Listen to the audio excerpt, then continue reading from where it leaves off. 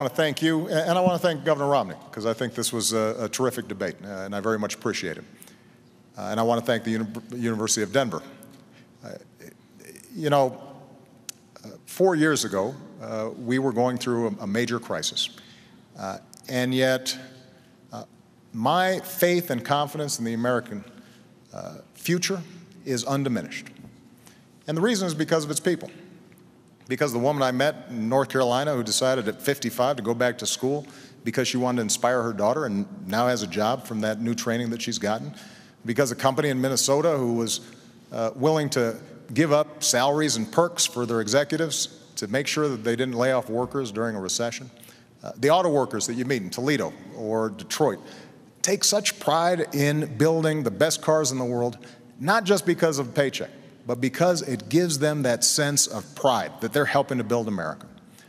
And so the question now is, how do we build on those strengths? And everything that I've tried to do, and everything that I'm now proposing for the next 4 years in terms of improving our education system or developing American energy, or making sure that we're closing loopholes for companies that are shipping jobs overseas and focusing on small business companies that are creating jobs here in the United States, or closing our deficit in a responsible, balanced way that allows us to invest in our future.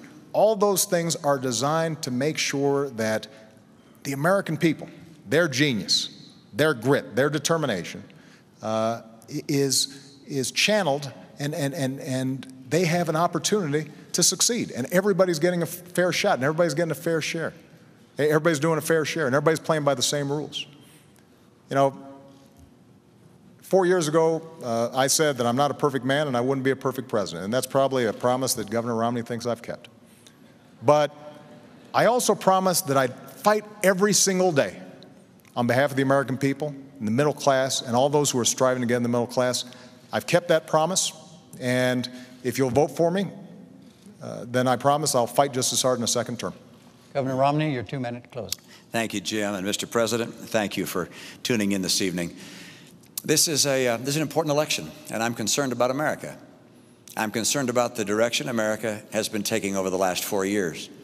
I know this is bigger than an election about the two of us as individuals. It's bigger than our respective parties. It's an election about the course of America. What kind of America do you want to have for yourself and for your children? And there really are two very different paths that we began speaking about this evening. And over the course of this month, we're going to have 2 more presidential debates and a vice presidential debate. We'll talk about those 2 paths, but they lead in very different directions. And it's not just looking to our words that you have to take an evidence of where they go. You can look at the record. There's no question in my mind that if the president were to be reelected, you'll continue to see a middle-class squeeze with incomes going down and prices going up. I'll get incomes up again.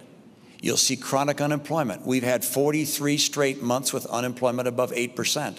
If I'm president, I will help create 12 million new jobs in this country with rising incomes. If the president's reelected, Obamacare will be fully installed.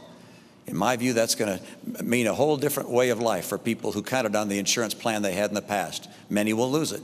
You're going to see health premiums go up by some $2,500 per family. If I'm elected, we won't have Obamacare. We'll put in place the kind of principles that I've put in place in my own state and allow each state to craft their own programs to get people insured, and we'll focus on getting the cost of health care down. If the president were to be reelected, you're going to see a $716 billion cut to Medicare. You'll have 4 million people who will lose Medicare Advantage. You'll have hospitals and providers that will no longer accept Medicare patients. I'll restore that $716 billion to Medicare. And finally, military. The president's reelected, you'll see dramatic cuts to our military. The Secretary of Defense has said these would be even devastating. I will not cut our commitment to our military. I will keep America strong and get America's middle class working again.